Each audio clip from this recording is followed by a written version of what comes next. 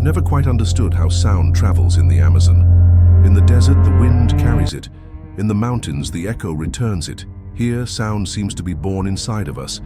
The engine rumbled low, the boat's hull struck submerged branches like fingers on a door, and even so, I swore I could hear my own heart coming from the dark depths. I'm from Portland, a drone technician and a rescue volunteer.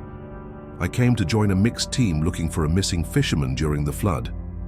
I thought my camera would find answers above the treetops. The forest had other plans. The guide, Raimundo, didn't speak much. He pointed. His arm soaked in the humidity, his chin indicating a path that didn't exist on the map. The water was the color of strong tea, the submerged trunks, crocodile skin.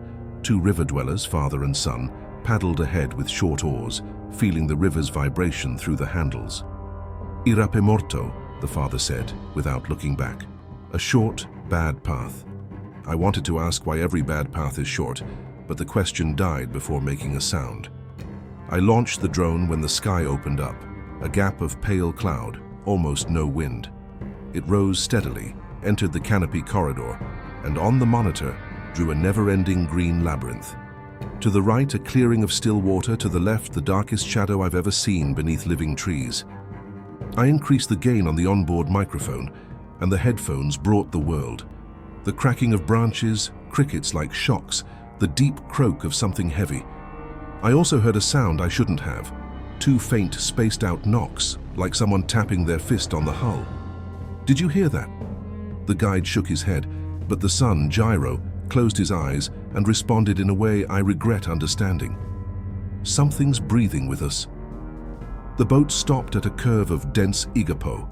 Vines like curtains, aerial roots like fingers, trunks that weren't trees but time itself.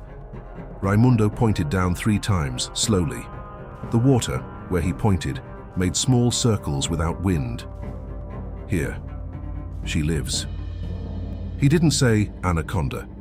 He didn't need to. I felt it first with my body, skin prickling from the inside out, as if someone were wiping a damp cloth across my bones. The drone showed on the video feed an oval glimmer beneath the water's surface, a slow arc that tricked the eye. I descended. 10 meters, 8, 5. A shadow drew a huge S. The monitor pixelated for a second, the signal flickered, and the image returned with a reflection that looked like an eye. Blinked. No. But I turned my face as though protecting my own. If it falls, don't go down, Raimundo said, finally using a verb in his sentence. The warning came too late. A sudden wind. I don't know where from, maybe the movement of the forest itself, caught the drone's propeller. It tilted, I corrected. A huge leaf sliced the air intake like a blade, and the gimbal locked. The video spun sky-water canopy, the horizon turned into a coin, and the screen froze on a crooked frame. The surface my face reflected, and a scale arc interrupting the clarity. The signal vanished. The sound remained. I was going to say let it, but my mouth chose the wrong verb. I'm going. The phrase everyone condemns, and yet it comes so easily when we head toward the precipice out of pride. Tessa. No, Tessa wasn't here. That was another city, another winter. Here I had only 3 Brazilian faces weighing me down with one question. Do you know what you're doing? No, I replied, but I know how to hold my breath. I tied the line to my belt, clipped the carabiner to the seat. I put on the short diving mask, the kind that's almost useless in tea-colored water. The father took the radio from my hand. No one calls here, he said, tapping the device with his knuckles, and the sound he made was exactly like the 2 knocks I'd heard in the headphones. I smiled, nervous, apologizing with every muscle. I took off my shirt, locked my chest in memory. 4 to fill, 4 to hold, 6 to release. And I descended. The water of the floodplain is neither cold nor warm. It's a body. It envelops, pushes, accepts.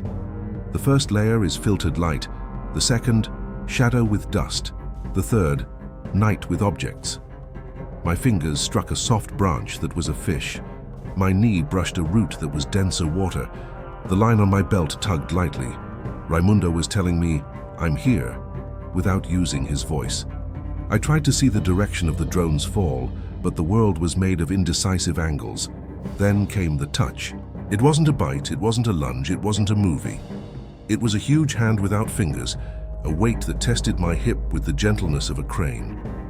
The anaconda, I learned later, doesn't bite to understand. It measures. And in that second of live measuring tape, I understood that my body had numbers that didn't belong to me. I tried to rise by reflex, my chest asking for air before the calendar. The line on my belt stretched, the carabiner bit, reminding me of the decision. I stayed. I felt it before I saw it. Cold skin that doesn't hurt, muscle without bone, strength that doesn't announce itself. The flank brushed my arm like a trunk moving on its own. The world became smaller. The light vanished as if someone closed a zipper in the sky. I turned horizontal by a will that wasn't mine, and then I saw it. A dirty green pattern with black spots, like maps of islands in a still sea. A small, calm, ancient eye. No urgency. It didn't come from the front. It passed, as if I were just another obstacle the water creates, and as it passed, it left a warning on my chest. Here it's shallow. The first turn wasn't complete. A loop, an evaluating embrace. I felt my ribs complain with the courtesy given to a foreigner. My brain lit up sirens, my arms wanted to fight, my legs to swim. I did what a river instructor taught me years ago in Araguaia with a small alligator. Stay soft. Not relaxed, soft, like clothes in water. The loop loosened a centimeter. 1. And in that one, I went down another hand's width to avoid getting tangled in a root. Small choices turn into the stitches of life. The second turn came to say, now. My chest tightened, the air became precious, and I felt its tongue touch my shoulder under the water. Not the hot tongue of a land snake, something between skin and muscle, sniffing for scent. Time tasted like an old battery. Raimundo's line vibrated again, a firmer pull, and I responded with 2 short tugs. I'm alive, deeper. My thumb brushed plastic, the drone case wedged between roots like a forgotten toy. I slipped my fingers behind, felt the edge, pulled. The anaconda felt it too. The grip came with the serenity of those who have no reason for haste. The world narrowed to the width of my lungs. This is where I should say I saw death. I didn't. I saw my father teaching me to hold my breath in the municipal pool. I saw the white line on the tile at the bottom, as if it existed in the Igapo. I saw a traffic light in the big city turning yellow, asking me for aggressive calm. I counted 4 to fill. It wasn't enough. 4 to hold. An illusion. 6 to release. Pride. I changed tactics. 3 short micro-sighs through my nose. Air thief. My vision narrowed. My chest turned into a heavy draw. The anaconda, patient, adjusted the loop as one would check a lid. I understood the message. Either I stopped being an object, or I became part of the furniture. I pulled the case with the weight of my body, not my arm. The root squealed, the water changed sound, and an invisible school of fish touched my neck like shocks from a child. The anaconda responded. It pushed my waist down, my shoulder up, my axis to where the bottom meets the end. I let go of the case. It rose a hand's width, hit a branch, stopped. I also let go of the idea of fighting head-on. I turned sideways, offered my side, and pushed water with the back of my hand like opening a heavy curtain. The loop tightened 1 second longer than I could handle, and that was the difference between me and the kind of silence that makes the floodplain grow. The line on my belt vibrated hard, Raimundo pulling me to where the light stretches. I made a hip jerk, an ugly dance that the snake's serenity found uninteresting. The loop loosened half a finger. Enough. I rose a hand's width. The mask filled with water, I saw my own eye turn into a bubble. The anaconda touched me, this time on the knee, and I understood that it had measured me and decided I wasn't food, I was furniture. And furniture we push aside when it clutters the room. The surface arrived as if someone returned the ceiling. I broke the surface with my forehead, spitting tea and blood, coughing up the shame. The boat was 2 arm lengths away, but it seemed like another continent. I was pulled by arms that knew the order of things. I lay on the deck, the warm wood of the boat reminding me that solid things exist. Raimundo turned me sideways, tapped once on my back, and I expelled a jet of water that seemed to be half the river. The father tapped the hull with his knuckles, 2 knocks the same, and spoke with a voice that converses with a house. Go away. The water made circles, obedient to the verb or to the wind. I didn't want to know which. How many meters? Gyro asked, his eyes glued to my face as if the number could save someone's life later. Enough to miss the name of fear, I answered, and that was the most honest I could be. The drone case floated 3 meters away, stuck in a root, stubborn like a good tool. Raimundo pointed. Want it? I laughed with the teeth I had left. Not today. He nodded, a dry wisdom that needs no speech. She's with a nest. I didn't ask where, he didn't say. The river knows how to hide what it deserves. The rain came out of nowhere, heavy, horizontal, hitting my face like poorly cooked rice.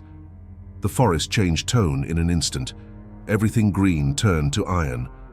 The engine faltered once, started again on the second try, and the boat became a trail. The radio, mute, served as weight for the map. My hand trembled with its own logic. I pressed my forehead against the seat and felt the wood tell the story in braille. Lines, splinters, scars from an entire life of water. When the rain subsided, Raimundo pointed a finger at the sky. Low cloud, the color of an animal's belly. 2 more hours of light. He looked at me finally, that look that measures without malice. Will you return? I thought about the drone, the team, the missing fisherman, the anaconda that was exactly my size. I'll return, I said, but not alone. He smiled a little. No one is alone here, not even those who come from far away. At night, in the stilt house where the hammocks sway like breathing, I woke up to the sound the city calls a drip and the river calls a clock. My body ached in the places where I had been measured. My chest especially had a semicircle of pain, the shadow of an embrace that wasn't quite an embrace. The engine of a distant boat merged with thunder, and I thought of Portland, the ice, the ducts, the currents. Here the current is water, and water sometimes wears scales. I woke up to the grey light that is neither day nor night, that hour when the Amazon holds its breath to decide which side it belongs to. My chest hurt in a half moon, a reminder in flesh of the live measuring tape that measured me. Raimundo was already up, an enamel mug in hand, the steam from the coffee rising like a short prayer. The wind will drop by noon, he said, without greetings. If you're going to search, now's the time. The radio came to life for 5 minutes and died like a wounded animal. On the other side, only static and a broken name. Val. Do. The missing fisherman had been gone for 3 days, Valdo, who, according to Gyro's father, knew the river like the sole of his foot.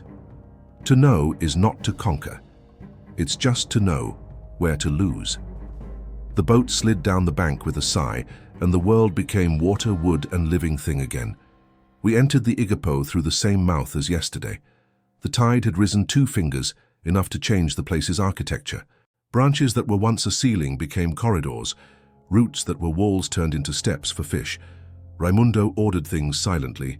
Jairo at the bow, short paddle, the father in the middle, feeling the vibration from below, me in the back, with the camera on my lap and respect in my hands. If you see bubbles rise slowly, don't touch, Gyro said, without turning his head. It could be a trunk, or it could be her. The smell changed before the sound. Rotten sweetness, crushed fruit at the bottom, mixed with fresh rust. The path narrowed and opened into a shaded clearing, a flooded courtyard beneath trees that let the light in pieces. That's where we saw it. Pieces of styrofoam, a plastic bottle with a string, a faded cap stuck in a forked branch. The father picked up the cap with a hook, turned it to read the brand, and kept it without saying anything. His. The boat felt small in the middle of the clearing. Raimundo raised his palm, a silence of command.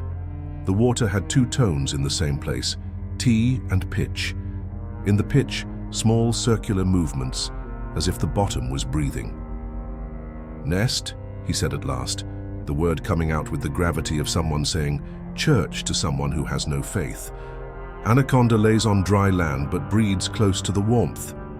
Heat where? I asked, idiotic by habit. He pointed down. There's leaf and branch bottom here. It holds the sun. Their bodies know. We listened. The Igapo has a sound that is not of an animal. It's of a place. Drops that don't fall, cracks that converse, mosquitoes stitching lines. In the middle of that, a noise that wasn't from yesterday. A scraping with a pause, a dragging that doesn't search. It guards. The skin on my neck remembered yesterday's touch, and I rested my fingers on the bench to tell my hand we were on wood.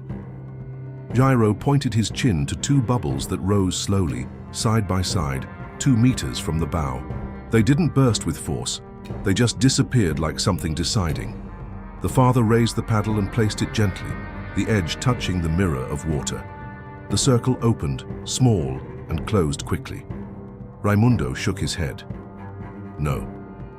That's when we saw the thing no one likes to see, but which still saves lives. A pale half-moon drawn on my own chest, right where it hurt. Gyro touched it with his eyes, not his finger. She marked you, he said. Not like an omen, like topography. She remembers.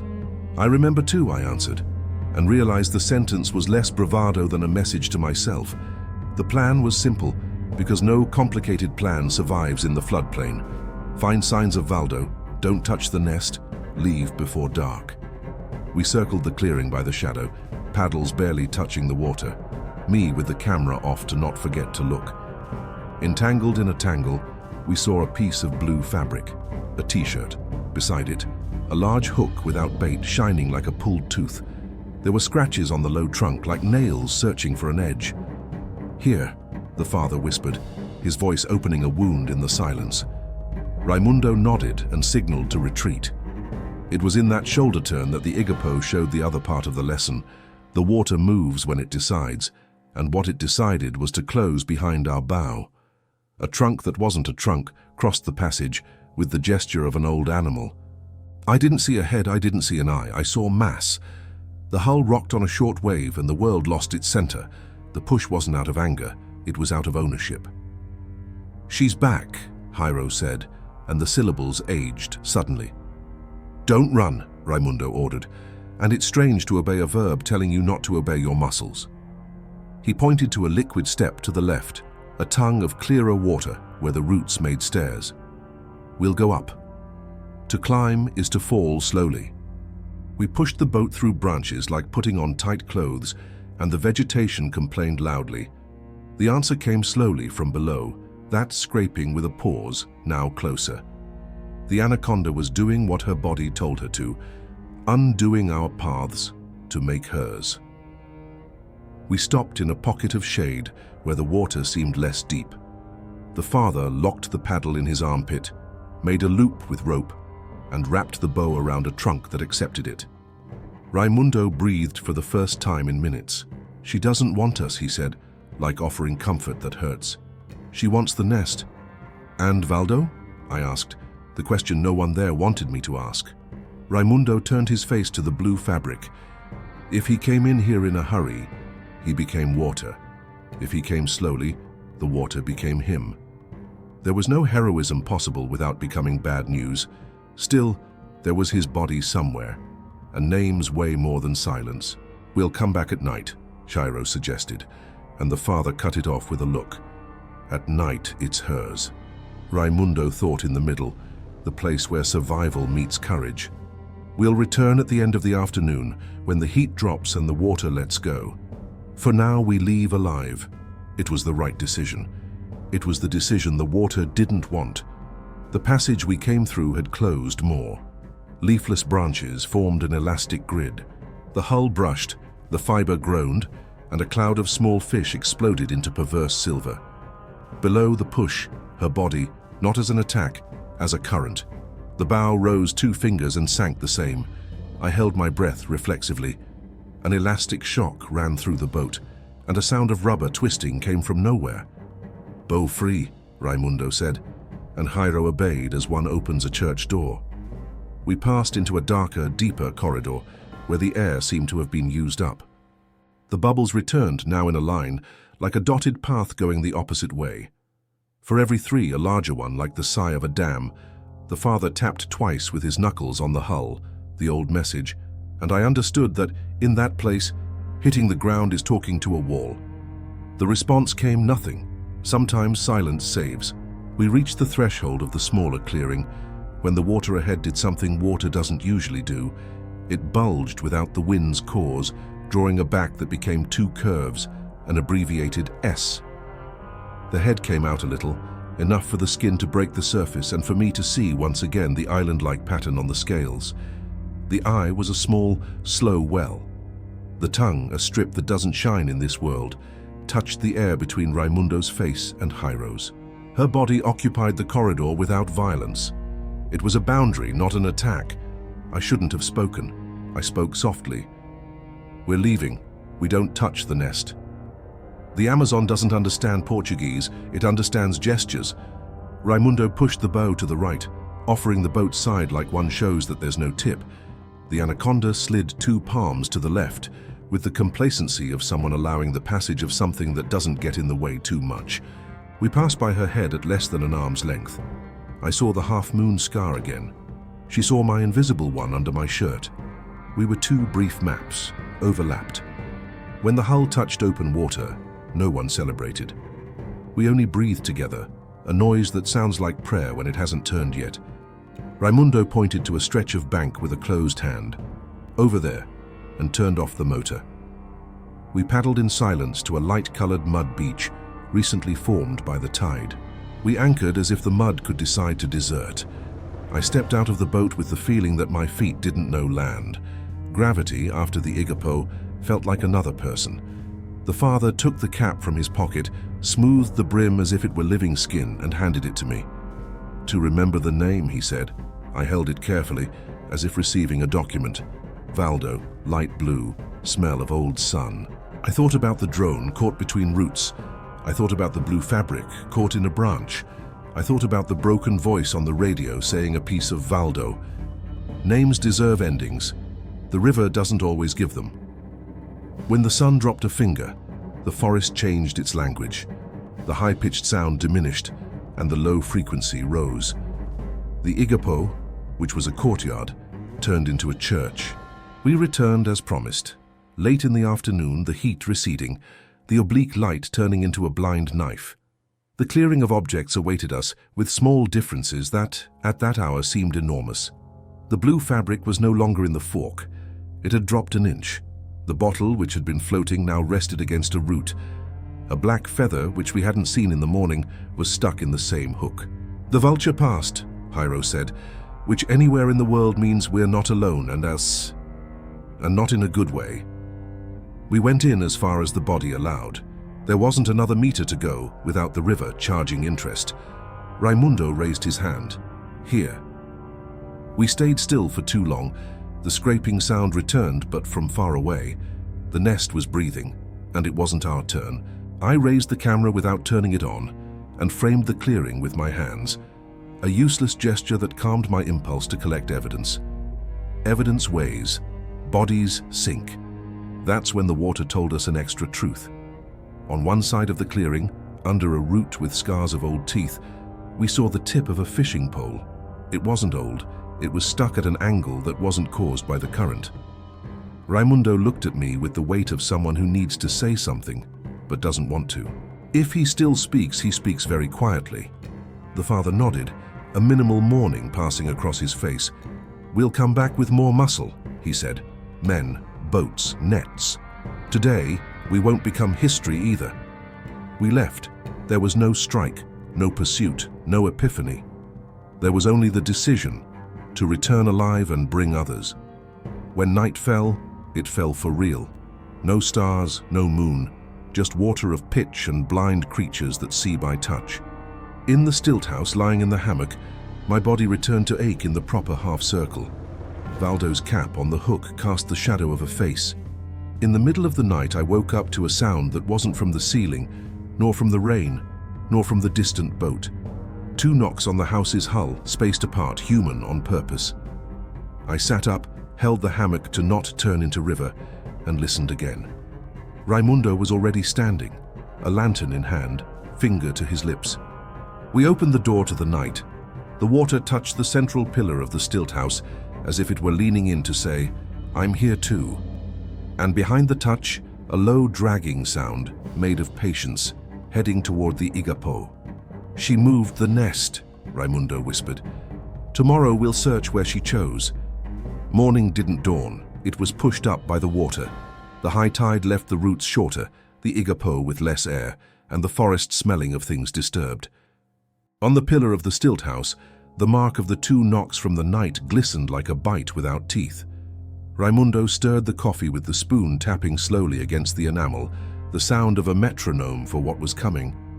"She moved the world," he said. "New nest, deeper, more hidden." Gyro was already tying the fishhook rope to the bow, the father adjusting the knot on the rope he uses to lasso branches, not animals. I checked the line of my carabiner with the calm anger of someone who learned yesterday the difference between holding and being held. The radio pretended to come to life and died in a single syllable. The word Val died in the air like poorly thrown bait. The boat slid down into the Igapo with a creak that sounded like it was praying the way. We entered through another mouth, the shortcut that Raimundo swore only appears when it's needed. On the city map, that would be a lie. On the floodplain map, it's the only way to name it. The sound of the new place was different, less cracking, more pressure. It felt like all the water there was 1 centimeter above necessity. The sun didn't come in. What reached us was the shine of wet metal. The trees leaned to talk to each other, leaving us out. The tide rose a finger, and the boat gained the smell of cut stem. "It's close," Gyro said without bravado. "The air gets thick." The first sign was a thread, a recent black feather, stuck in a vine like a pin. The second, a smell of fish that wasn't dead, it was chewed. The third, the silence between 2 calls, a space where an animal waits for its chance. Raimundo raised his hand and the bow stopped at his fingertips. Ahead, the water looked too smooth. When the floodplain water forgets its skin, it's because the body below is awake. I saw the new nest as one sees the blueprint of a sunken house, concentric circles of crushed leaves, crossed branches, bubbles rising in a trio. In the corner, caught on the root like an unkept promise, a piece of dark blue fabric, deeper than my arm could reach from the canoe, not the cap-heavy fabric. I knew before knowing. The father saw it too. His hand went to his pocket by reflex and touched the cap he'd given me. Raimundo said, without saying, slowly, "The strategy there wasn't courageous or cowardly. It was the only one. Hook the fabric with Gyro's hook, bring it up, confirm Valdo's name, leave whole." The place wouldn't allow more than that. The large hook tried to bite the fabric and slipped in the water as if memory was smooth. On the third attempt, the iron caught in a fold. Gyro pulled. The root said no with a low crack. The nest breathed deeper. I sat on the bench, stretched my body to give momentum, and the world entered my eyes. The anaconda coming out slowly, its head under the fabric, its tongue touching the vibration of the metal, the half-moon scar appearing like an old signature on a new document. "Let go," Raimundo whispered. But the iron already had its own memory. The fabric rose an inch. The entire nest responded with micro-tremors, and the head came up 2 inches from the surface, not to attack, to see. Today she wanted to measure without haste and collect in the way of one who has everything. The anaconda's loop didn't come like yesterday. It came as what it is, the world.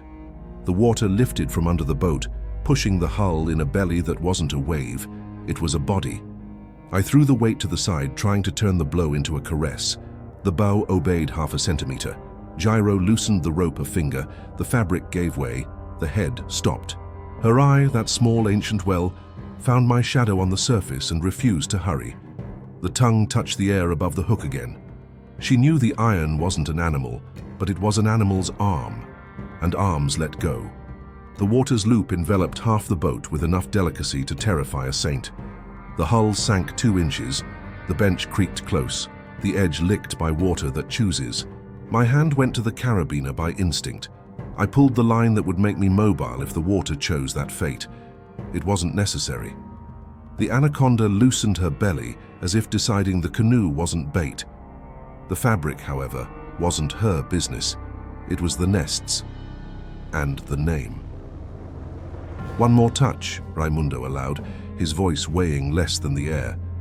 Jairo pulled with the delicacy of a midwife. The fabric came like a birth.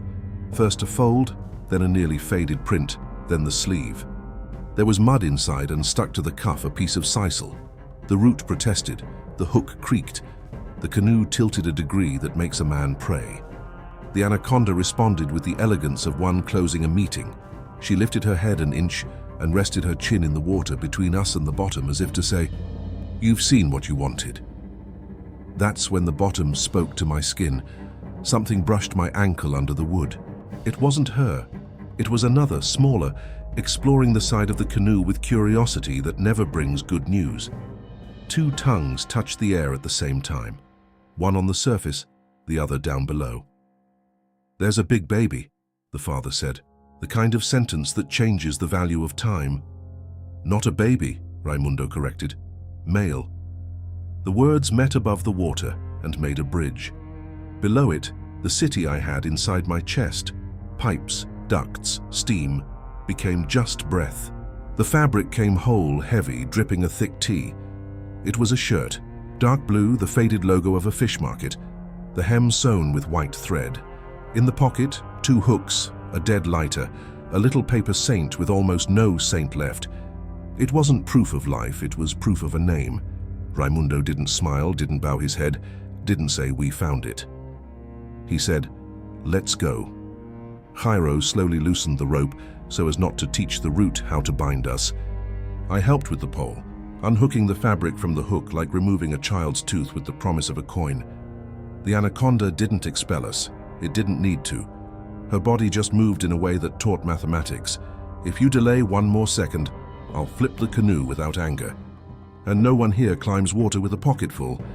We left with the care of someone walking out of church backward, not out of devotion, but for survival. Her head stayed low, the half-moon glowing only for me, reminding me of the semicircle on my chest. A pact of maps. When the mud of the beach touched our boots, I felt the world return to having ground. The father rested the shirt on a log, as one would give clothes to a sick person. The cap and shirt faced each other for a second that I really wished Valdo had. Raimundo tied a smooth cloth to the highest branch and let it flutter without wind. "For whoever comes after to know there's a name here," he said, repeating a custom I didn't need to ask where it came from. That's when the water gave us its second lesson. We went back through the corridor that wasn't ours, and it chose to be less. The tide stalled, the light lost a finger, and the voice of the Igapo changed 1 R in its place. The trio of bubbles surrounded us without touching, like a dotted line closing a drawing.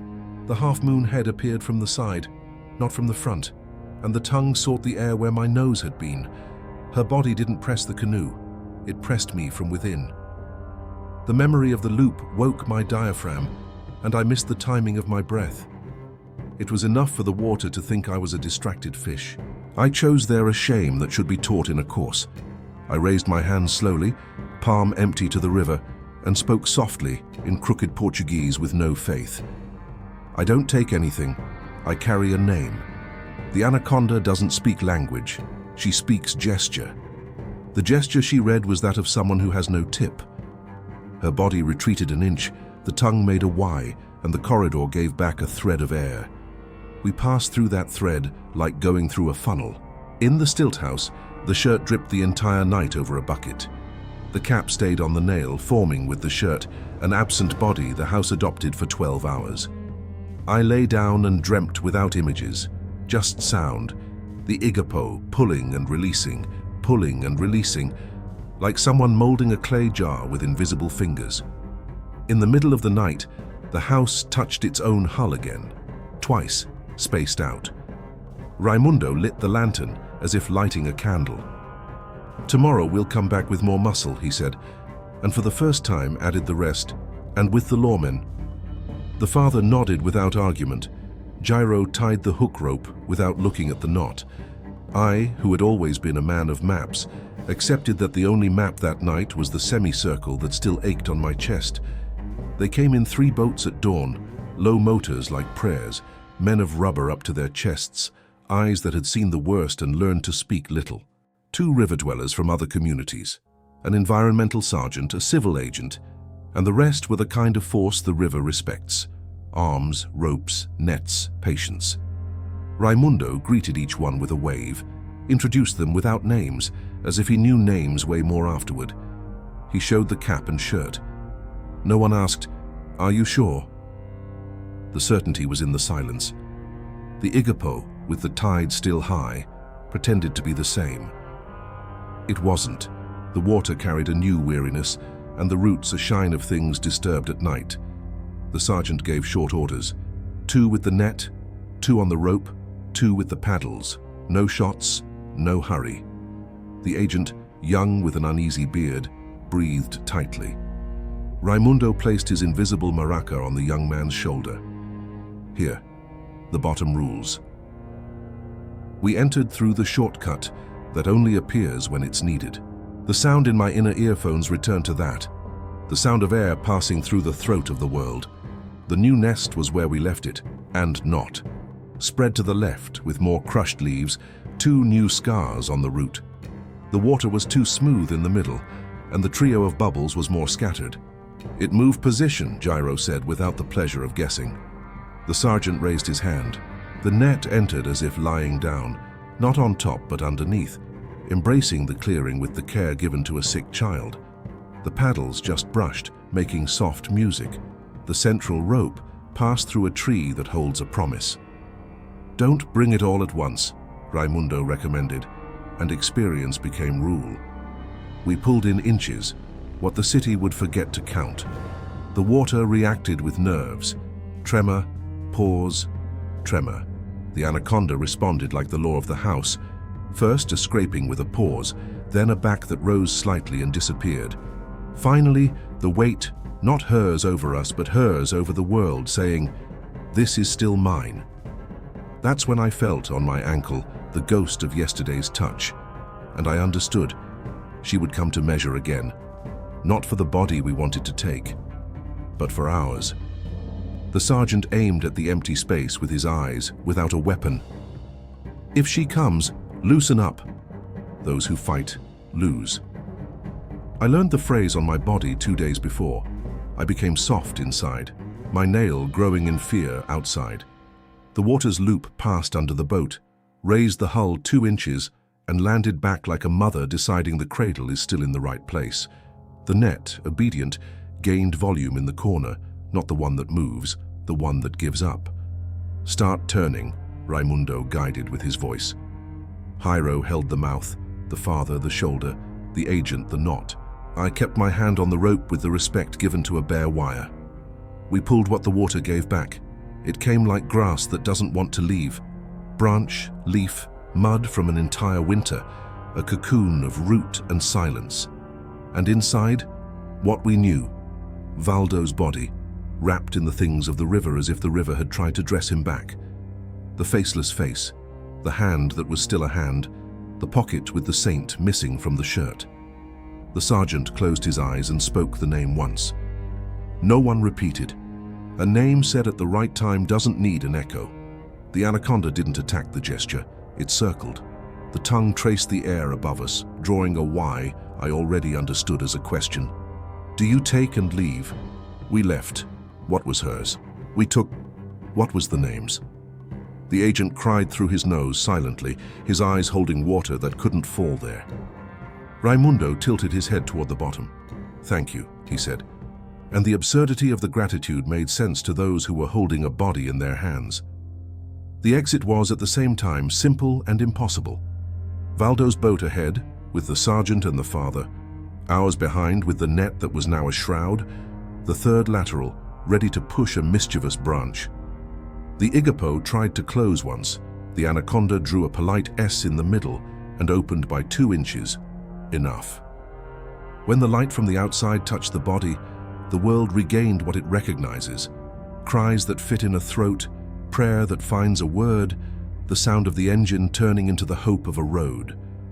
On the bank, the formality that the jungle allows.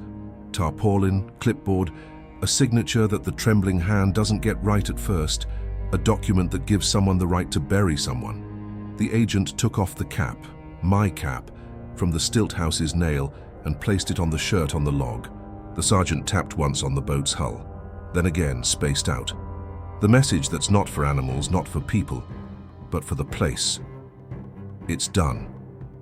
When it started to drizzle, the sky's water wasn't its own. The owner was still quiet inside. We stayed until silence couldn't fit anymore. Then the departures began. The body went with its own, the paper went with the state. We stayed with the house and the shadow it now had. Raimundo washed his hands in the basin, without haste. "She'll come to measure at night," he said, as one remembers to close the window. I nodded. I could already feel the half moon on my chest again. A pain of memory that time doesn't solve, but educates. And she came. At the hour when the world is only the sound of light rain and the drip of a reluctant roof, the stilt house's hull received 2 knocks, spaced out, and a low, dragging sound going away. I stood up, the hammock swinging like a heart that had passed through a scare. The lantern found only tea-colored water and the dark vein of the Igapo. "She counts," Raimundo whispered. "She counts who stays and who goes." I responded with what I learned to say here: nothing. I just placed my hand on the pillar and let the house tell me it was still ground. On the last day before my departure, we returned to the clearing, not to touch, but to look. The nest was different again, lower, wider, with new marks in the mud, small half-moons, 3, 4, 5, scattered like a constellation on a child's map. "They were born," Hiro said, the pride of one who shares a hymn with a creature. "Not today," Raimundo corrected, his hand asking for respect to the river's calendar. "It's been days. Now they're already water." I promised what I could keep, that the name returned, that the body returned, that the river didn't turn into a villain in a film for those who need a simple cause, that the anaconda is not a monster in my mouth, that fear has its place and time, and that courage does too. I promised to myself that if one day my chest forgets the half moon, I will return here, not to ask, but to listen. On the boat back to the port, the motor hummed normally, and the wind brought a scent of a city without hurry. The team embraced me as one embraces someone who passed through a language and came back with an accent. The sergeant touched my shoulder with the right weight. "You're not from here," he said, and the tone wasn't one of expulsion, "but you learned to soften." I laughed, just a little, and it hurt in a good way. Gyro took my hand, squeezed it, and I felt in the squeeze the perfect knot of the rope on the hull. The father nodded with the face of someone who returned what was his. On the plane from Manaus, later, I rested my head against the glass and closed my eyes. Down below the forest was a breathing wall. The sound that came wasn't the sound of the engine, nor the air conditioning. It was the same as always, the one that now lives with me. Pull, release, pull, release. 2 knocks on the hull of the world, spaced apart, a low dragging going toward the side of the dark. I breathed along with it, 4 to fill, 4 to hold, 6 to release. Not for a hero, for a resident.